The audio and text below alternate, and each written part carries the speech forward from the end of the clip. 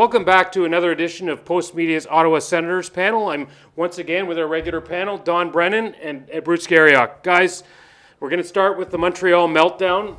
Again, another 5-2 loss to Montreal, 3 times in 2 weeks. And in this town, if you lose to Montreal, it's the only thing worse probably is losing to Toronto 3 times. We've seen it over and over again. Déjà vu, if you will. Bruce, you were there on the road. What's going on? Well, you know, the worst thing about that is the effort in the third period was just wasn't there. They had no pushback. The coach said they were tired, which I thought was a poor excuse. I look at that situation. It was the same old defensive mistakes. And the worst thing about that was, you know, they caught a break when they had that goal called back, and they weren't able to take advantage of that break. And from there, it just wasn't there. The leading 2-1 going into the third period, they were lucky to be up at that point. They got the saves from Mike McKenna, but he didn't get any help.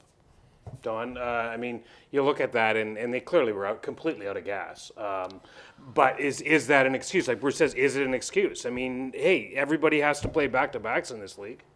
Well, it's convenient. I mean, here's a coach that's basically telling them that they're tired. I think that's the whole mentality around the team.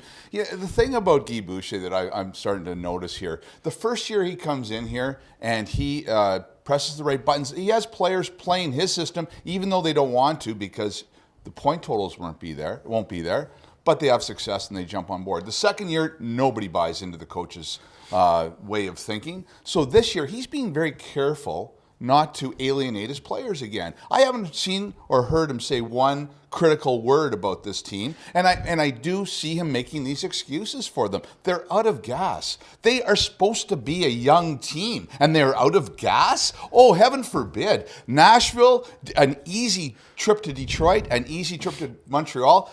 I could go on. Okay, so the excuse we have heard, and they say we're not using it as an excuse, but they are injury situations. Okay, and let's face it, they were hit pretty hard. Matt Duchene's been gone for the last 4 games. Bobby Ryan missed 2 of those. The defense is hit. Dylan DeMello, I don't think we expected that he would have such an impact. Him not being in the lineup does make a difference. But every team goes through this. I mean, they're in Nashville. Nashville's just hit hard with injuries. Montreal's had their share.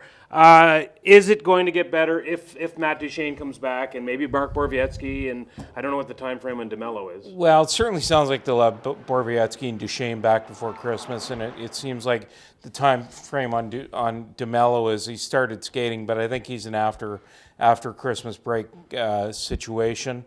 Obviously, they need some of these guys back there. You know, with John Gabriel-Pageau as well, missing 6 regulars. The depth has been been strained, to say the least, in the organization, because I think I heard Troy Mann saying they also have several injuries in Belleville as well. So you look at the situation, guys have to step up. They've been put in different roles. I think getting Ryan back helped. They got Jaros back Saturday night. If they can get Borowiecki back Monday, then it allows them to add some toughness back there. And obviously, Duchene's the number 1 center. It takes a lot of minutes. You hit a wall maybe with some of these kids. I mean, Batherson started with, he's flying in colors, scored in his first game, looked really good on home ice. I mean, he doesn't look like a player out there anymore. In my mind, they should send him down before this roster freeze. It's the 19th, I believe. I think so. Get him down to play some games in Belleville and get some confidence back, get playing the minutes he needs to play.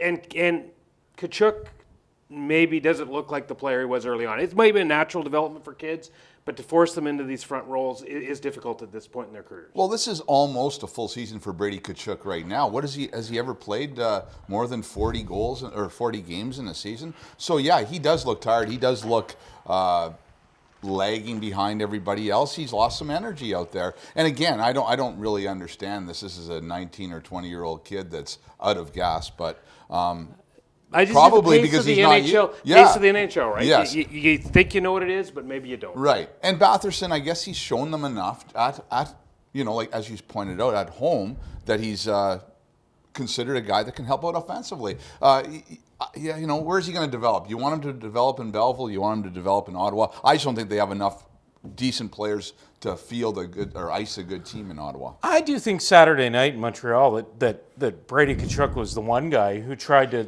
take the team with him. And it just wasn't happening around him. I mean, he was in Gallagher's face. To me, he doesn't look tired.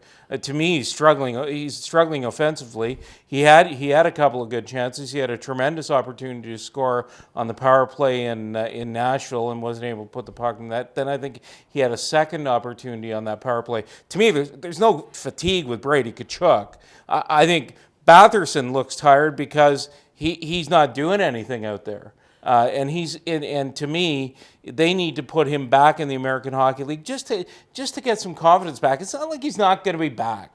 Right. If they send him down, Ken, he'll be back maybe in two days, maybe in 2 weeks, maybe in 2 months. But he will be back. As for Tkachuk, I don't know. I don't see any fatigue there. I think Saturday night he was one of their better players. I just think with Batherson, I mean, we've seen some chemistry with Duchesne. Maybe the fact Duchesne's been gone has hurt him. But if it takes one player to make another player go, and that's I think down in, like you said Belleville's hit with injuries. Let him go down and get some points down there in confidence. He was the guy that was leading the charge offensively down there. Get it rolling down there a little bit. Maybe Christian Wolanin's back from injuries. That maybe there's another guy they can look to down the road to come up.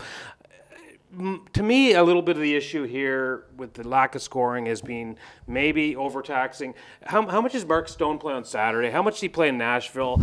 I mean, if you're going to go with this 11-7 format or 12-6 or whatever, Boucher, use your fourth line. I thought Nick Paul, in the limited use he had an impact, and then he stopped playing him. I don't understand how he's using some of these guys. Yeah, I think he's afraid to use some of the guys that aren't proven veterans. You know, you made reference, I think, on Twitter to Max McCormick being put on waivers, that he wasn't being used by this coach. I don't get it. To me, Max McCormick is an ideal fourth line guy. I don't know if he's a player, but we don't know because we haven't seen him play. But he brings a lot of energy. Yeah. He knows how to play the game. He creates some disturbance out there. I like him as a fourth line guy. I like using Nick Paul a little bit more. Yeah, if your players are so tired, perhaps you want to divide the ice time up a little bit more equally. Well, and this is just it. I mean, Max McCormick's role has done nothing but fade in the last couple of years. In the 14 games he has played, he has 1 goal. He does barely play. I think the organization has decided to move on. Maybe Max McCormick is gone. You guys, maybe that's good news for Nick Paul. Probably, I think it probably is because but then I was watching that game Monday night. I thought Zach Smith and Nick Paul had a little bit of weight on the Montreal defense. I thought they created a little bit. I mean, that's not the reason they lost the game by any means. But in the second period, Nick Paul didn't play. I thought he was injured or something because I didn't see him. And I think it looked after he played 3 shifts in the second period. So I don't know. I'm looking around the league here, Bruce, and again, we talked about the roster freeze, and I don't know if there's much more Ottawa can do here. We still don't have any direction here on what's going on with Duchesne, Stone, and Dzingel down the road, but could Pierre Dorion be active here with a lot of teams maybe in play to do some stuff? Well, I think teams want to do stuff, and I think they're probably calling Pierre Dorion. To me, I'd like to see them get another defenseman, somebody who can take some minutes. But I don't know if they're going to do that. I look at the situation right now. I think it's too early to make any teams are going to call about Duchesne, Stone, and Dzingel, but it's probably too early to make that decision. The deadline is obviously February 25th, and that's when those decisions will be made if those guys haven't signed. I think at this point, it's probably the Christmas deadline is kind of a false deadline. I think it gets everybody talking, though, because you have 10 days there where a lot of things can change because there is enough hockey in that 10-day space as well. Don, do you think there's a need for a move now by the Senators? We've talked about the kids, developing the kids. I mean, what's missing here? Now we're at 7 points out of a playoff spot. It's fading. So what do we do here? If you're Pierre Dorion, do you look at this and say, okay, this is fading away, I'm making big picture decisions or short-term decisions here? Is it fading? Do they have any more road games after Christmas? If they don't, they have a chance. But no, I mean, look, I don't believe that they're going anywhere in terms of a playoff position this year anyways. Do you want to bring in guys? I don't know. I mean, I would, in terms of a defenseman, I'd rather see Christian Jaros play, Christian Wolanin play, the young guys play, and you brought in your Justin Falk, who I've liked. He's been a solid player, But I mean, I think that now you let the young guys play. That sounds like the end of our third period has sounded, so that's the end of our weekly roundtable. Thanks again for tuning in. Take care.